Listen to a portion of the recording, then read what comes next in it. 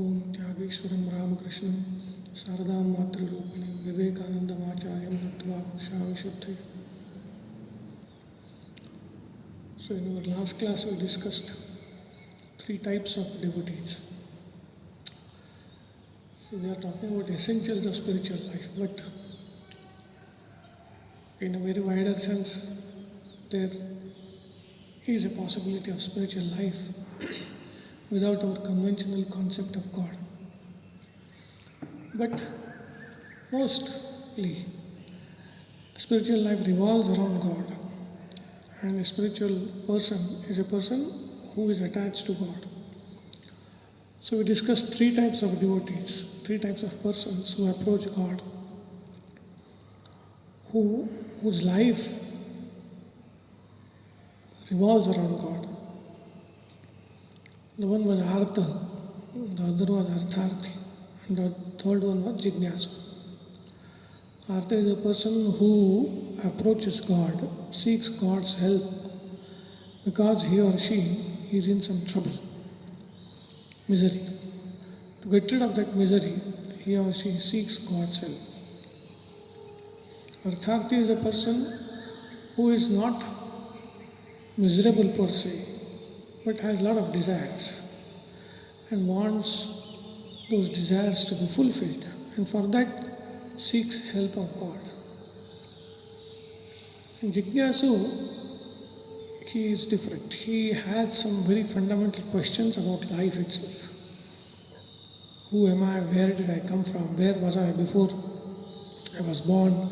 That kind of questions. What is God? So he also approaches God in search of these questions and in search of answers to these questions. And all these are Sukrutina. They are noble souls. They have a lot of punyam to their credit, because all of them believe in God. But Shraddha in God is not so easy to attain. All of them have faith in God. All of them believe that God has the capacity, the power to grant our boons. A miserable person goes to God with this faith that God exists and God will help. He has the power and also he has the compassion. So they believe in a compassionate, powerful God, and that's why they are called Sukritins, men and women of merit. They also exert themselves, and only when they find that their efforts are insufficient, then they approach God. And they always follow righteous path. They do not take unrighteous means to meet the ends. So with such criteria, mainly it is Artha and Artharthi. Jignasu is kind of out of this pale. He's in a different league. And we saw how Narendra, Swami Vivekananda, was a true Jignasa. He wanted to know the truth. And in our scriptures we have stories of such Jignasas, such seekers of truth. From their lives or from those stories, we get a lot of ideas, a lot of directions about what are the essentials of spiritual life. The one such Akhyayika, one such story we get in Kathopanishad. This Kathopanishad is from Krishna Yajurveda. From that is this Upanishad called Kathopanishad. Swami Vivekananda was very fond of this Upanishad and also of the character Nachiketa. Nachiketa is the main character of this Upanishad. So there in the Kathopanishad is the story of this Nachiketa, which is very educative. Now there is a story, and Bhashyakara has already told, those who explain the story, they have already told that the story is meant to eulogize the knowledge. There is no need to try and get scientific explanations for this story. The story is meant to eulogize the knowledge, the values. So scientific explanation is not necessary, nor is there any need to search for scientific explanations. So the story goes like this. There was this person by name Vajashravas. He wanted to perform a sacrifice, yajna. Now we are talking of Vedic times when people had ample time. Life was not so fast-paced, not so competitive. And in those days it was the culture that anyone wants something, he has to perform a certain yajna, certain sacrifice to get those desires fulfilled. So somebody wants wealth, there is some particular yajna. Somebody wants a son, there is yajna. Somebody wants a kingdom, there is yajna. So there is yajna for every desire. And these yajnas are powerful. These are true. Their results, definitely they do generate results. Only in present times, it is almost impossible to perform those yajnas. Because being actions prompted by desires, being kama karmas, these have to be performed very meticulously. Because there is a negative marking system, so to say. If it is not performed meticulously, it will yield negative results. Instead of happiness, one will meet with misery. So, such kind of yajnas were in vogue in those days. They are efficacious. Definitely they produce results. There is no doubt about it. But in present times it is not possible to perform those yajnas because of the very hard and fast restrictions and rules that are laid down in those yajnas and yagas. But their efficacy cannot be challenged, cannot be doubted. And so he wanted to, so to say, win over the world, Vishwajit.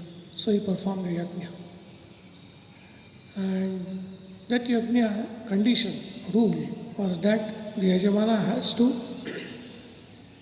donate, give in charity, most of his wealth. Actually, Upanishad said, Sarva Vedasam, all his wealth.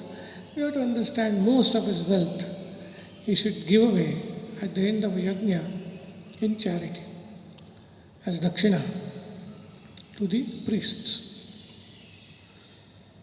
That was the precondition, or that is one of the conditions for successful completion of that yajna. So this man was a bit calculative. He thought that he could shortchange the Vedas. So at the end of the sacrifice, when it was time for dakshinas, for offerings to be given away to the priests, there are 4 main priests, and then they have their assistants. There are so many priests there. And in those days, dravya was only goes, that is the cows. Cows was the dravya. Cows were like dakshina, like money. So he brought out cows from his cowshed to be given as dakshinas. But he got out only useless cows, which were decrepit, unable to eat, unable to stand, even barren cows who wouldn't give a calf. Such kind of cows he brought out. Many times, this is a human tendency. You want to give something, give what we don't want, give that away. They think that he thought that by giving this he will get the punyam also, plus something that is useless can be given away. So that was his plan. He wanted to save all his good cows. Cows which would give milk, which would bear calves, such cows he wanted to keep, retain, and give away useless cows. He had a son by name Nachiketa. Tasya Nachiketa nama putra asa. And this boy, young, he was Kumara, young. Dakshinasu niyamana shraddha avivecha. The Upanishad says, as the offerings were being brought, Shraddha entered into Nachiketa. So to say, Shraddha got awakened in his heart. The Shraddha we translate as faith, but as Swami Vivekananda says, there is no exact English word for Shraddha. We cannot translate it. We call it faith. So this faith awakened in Nachiketa's heart, and that faith was in the scriptures. He had read, he had heard about scriptures. He had heard that this sacrifice demands giving away of everything on the part of the Yajamana, performer, sacrificer. And that faith arose in him. Faith got awakened in him. Then he sees around to see what his father is giving away. He tallies it with what he has heard. And then he comes to a conclusion that what my father is doing is not right. Scriptures prescribe that everything has to be given away. And he is saving all the good cows for himself, or maybe for me, and giving away useless cows. The scriptures, the condition of the scriptures is being flouted. This sacrifice will be ill performed, and my father, instead of getting happiness out of this, will only get misery, because sacrifice is not being performed the way it should have been. The norms have been flouted. This thought arose in the mind of Nachiketa because he had immense faith in the scriptures. Scriptures have said it is true. If it is followed, this will be the result. If it is not followed, the opposite will be the result.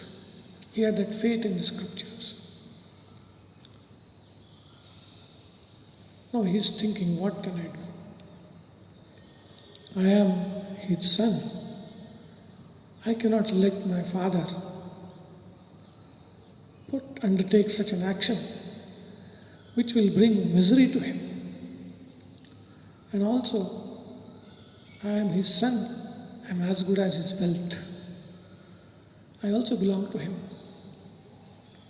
So this young boy, Nachiketa, he goes to the Yajnashala.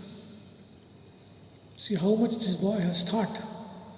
We think young boys do not understand anything. But their power of perception and thinking is astonishing. It is said that values, morals, these cannot be taught. These are caught. Values are caught by children. These cannot be taught. And where they catch the values from? From the elders. But this boy proves superior to his father. He catches the trickery that his father is going to perform. He wants to alert him. He is highly respectful towards his father. In the Yajnashala, the father Yajamana is sitting surrounded by priests. And this young boy goes there and asks a question that is pregnant with a lot of meaning. Tata kasmai mam dasyasiti. O Tata, father, whom are you going to give me away in charity? He is offering himself to be given away in charity. This question had so much behind it that I have understood what you are doing. It is not right. At the same time, I cannot publicly tell you that what you are doing is wrong. But young boy has thought all that. He doesn't want his father to be embarrassed. So he asks an innocent looking question. Whom are you going to give me in Daksha? The father thinks he's a small boy.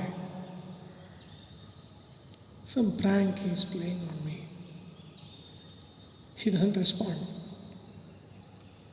Dvitiyam, he is not going to give up.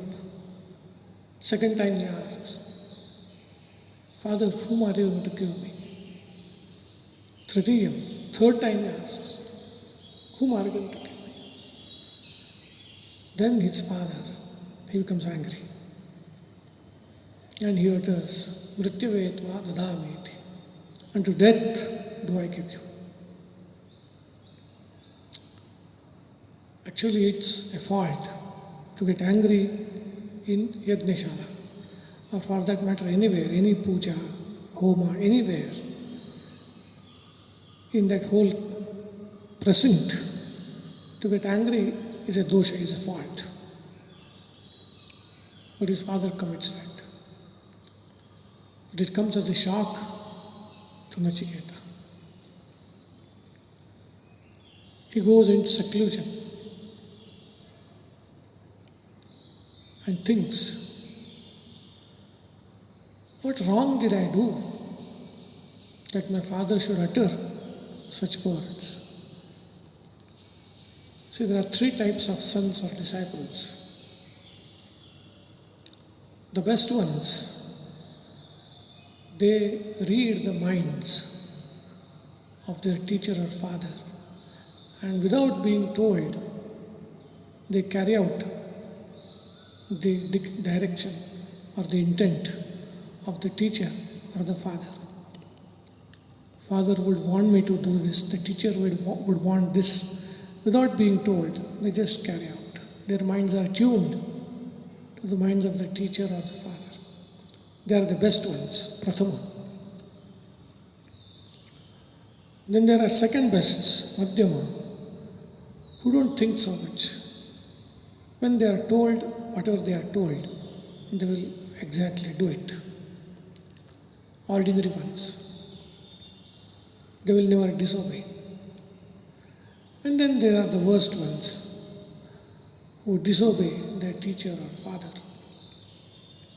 And this Nachiketa, he is doing introspection. He is looking into himself. My father has angrily spoke such words to me. Am I at fault? Then he arrives at conclusion. Bahuna memi prathamo, bahuna memi madhyama. At times I have been best son. At times I have been a second best son, so to say. But I have never been the least. I have never been the worst. That faith in himself. Swami Vivekananda used to quote this. Faith of Nachiketa. Most of the times I am the best. At times I am second best. But I am never the least. I am never the worst. Swami used to tell that faith of Nachiketa. So he gets that faith in himself. And he comes to conclusion that, well, it is not my fault. I have never disobeyed my father. I have never been the least or worst of sons. My father must have got angry, lost his temper, and uttered these words. So thus, being relieved that he is not at fault, he goes to his father and finds his father lamenting. He has uttered words which no father would like to utter. He has realized that it was a mistake. And he has almost come to a conclusion. Come what may, I am not sending my son to Yamaloka. Those words I uttered out of anger. And it doesn't matter what happens to me. I'm not going to send my son to Yamaloka, to the abode of Yama. I'm not going to do it. Nachiketa goes to him. And when he hears his father's decision, he tells his father, Father, look at our ancestors. Look at the people who have gone before us, the noble ones amongst them, the noble ones of the past, noble men and women of the past.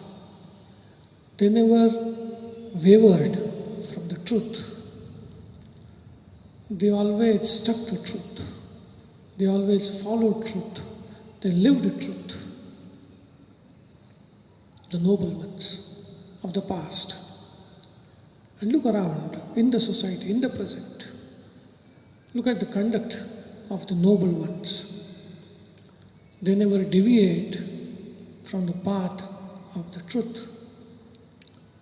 We should follow the path of the noble ones.